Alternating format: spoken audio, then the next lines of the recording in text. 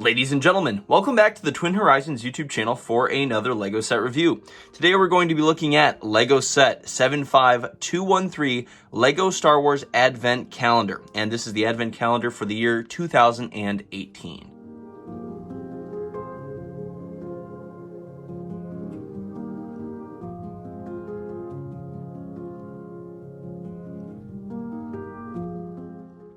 This LEGO set was released on September 2nd, 2018, and it retired on November 25th, 2018. The set was originally rated for ages 6 to 14 and came with 307 pieces. The set originally retailed for $40. Sealed versions go for around $55, and used versions go for around $26.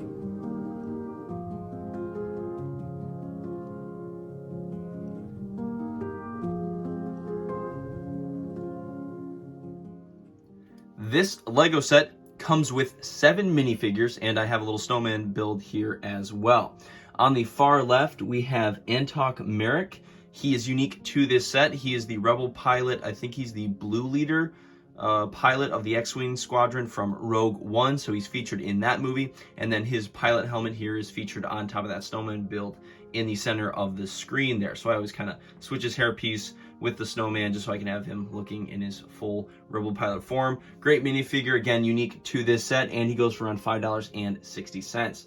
Next to the Rebel pilot there, we have Rowan. He is the kid holding the blue lightsaber. He was from, LEGO did like I think it was called LEGO Freemakers. It was like a little LEGO Star Wars short series they did. They made a couple sets out of it. And actually that ship from that set, or though that movie, is in this micro build for the Advent Calendar, which we'll get to here in a little bit. So that's where he comes from. If you don't know where he was originally from, he comes in like 2 different sets. The minifigure is only worth like $2.83, but again, that's who that minifigure is.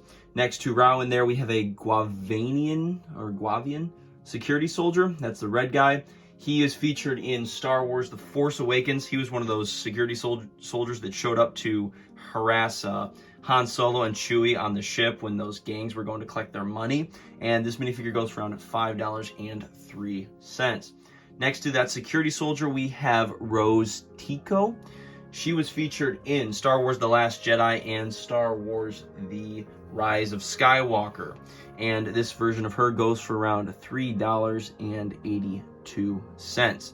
Next to Rose, we have IG-88. And this minifigure is unique to this set, and I think it was a really clean version of an IG unit. Some of the Assassin Droid sets that they used to have had a different head piece to them. Instead of having like a full cylinder top, they had just like 2 studs. So I like that they had a printed top for this IG unit, and he's got a long gun clipped to his back and a short gun as his primary weapon there. Again, this minifigure is unique to this Advent Calendar and goes for around $3.03. Next to IG-88, we have an Imperial Death Trooper. This guy comes in this Advent Calendar, and then I believe the only other time they came out was it was Director Krennic's shuttle, I believe. Those ones should have came with arm pauldrons. And this one obviously doesn't, but again, they only come in 2 sets, and this minifigure is worth around $14.60. And then finally, on the far right, we have a classic B-1 battle droid. These guys came in like over 40 sets over the years, and they're only worth about $1.44. So overall, there's a great minifigure lineup here. And for the security soldier and the death trooper, they do have weapons there over on the rack to the far left, that weapons rack. And then next to that weapons rack, you have a little manable cannon, and then of course again the snowman build there in the middle. So this is about half of the builds for the Advent Calendar, maybe more like a third of it, because again, you get 1 build for 24 days. So these are all the minifigures and minifigure related builds for the set. And then in the next clip here, we'll get to all of the little micro builds that come in this Advent Calendar.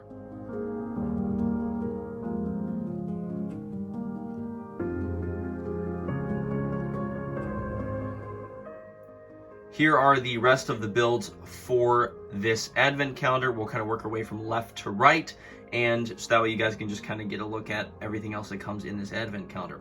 On the far left, we have an Imperial cargo ship. This would have been featured in Star Wars Rogue One. This was what the Rebels used to infiltrate the base on Scarif, and was later codenamed Rogue One as they were leaving the base on Yavin 4.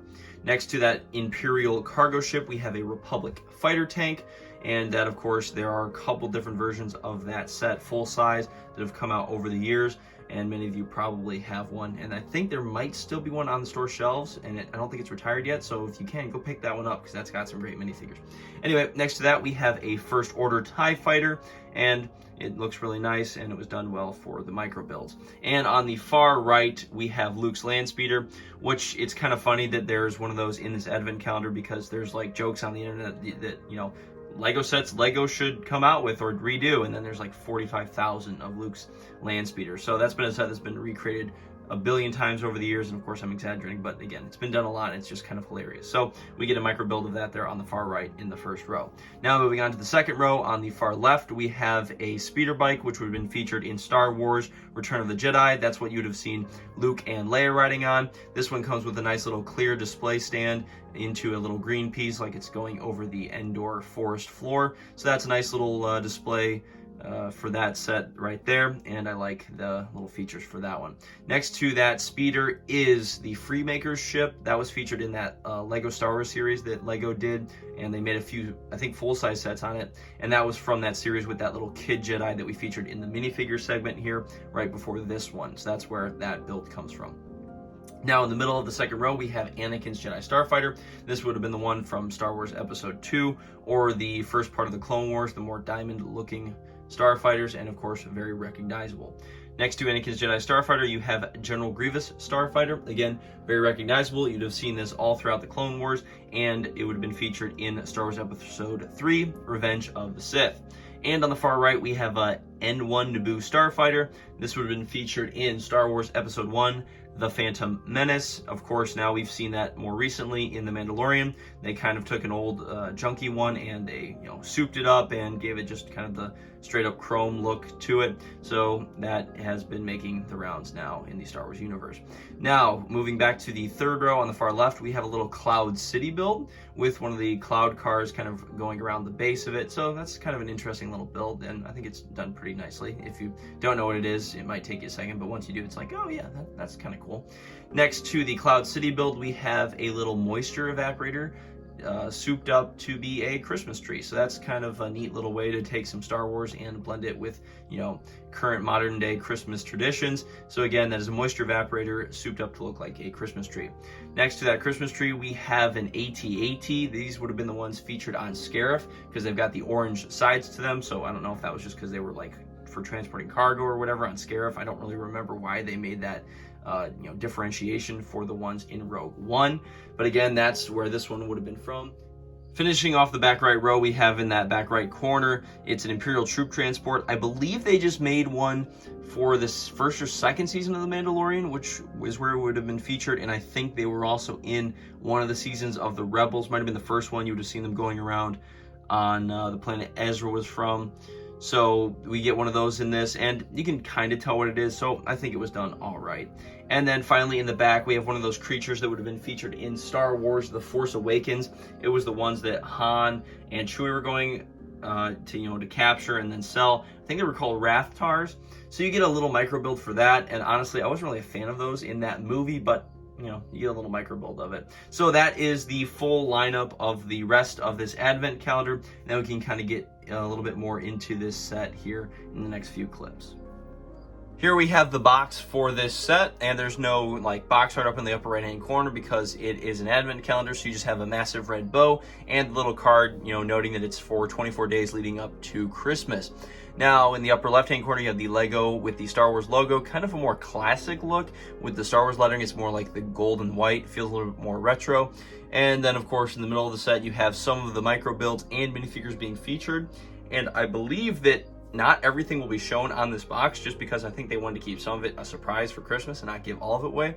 So we'll kind of take a look at that here when we look at the back of the box.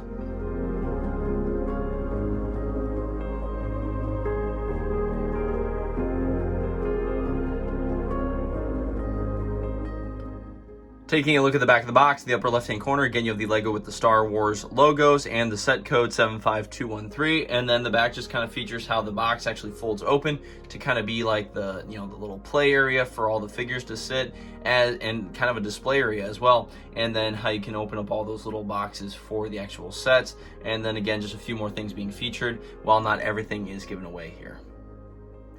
Here's just a quick shot of how the box actually opens up. So this kind of folds down, you can display everything on, and it goes down upside down. And then of course all these little boxes here are numbered, and each one of course held either a minifigure or one of the builds for each of the days. So there's no real instructions, it's just kind of a self-contained little bag. And then each one on the inside of these doors, you have just it's got a little, either instruction or image of what everything's supposed to look like, and then you can kind of see what you got to build for that day.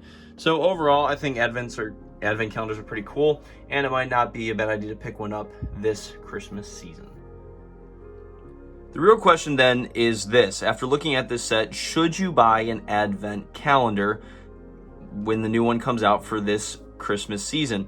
I would say yes, you probably should pick one of these up, or at least the one that comes out this year, just because they're only usually about 40 to 50 bucks, and some of the minifigures in them are unique, and it's kind of fun, just something to do leading up to Christmas. So I'd highly recommend picking one of these up, and maybe pick one up each year. And it would probably make a great Christmas present for if you've got kids, grandkids, or maybe if it's just for yourself. I mean, I'll probably buy one for myself anyway. So I would highly recommend picking one of these up when Christmas rolls around, and I think it would be a good investment for you.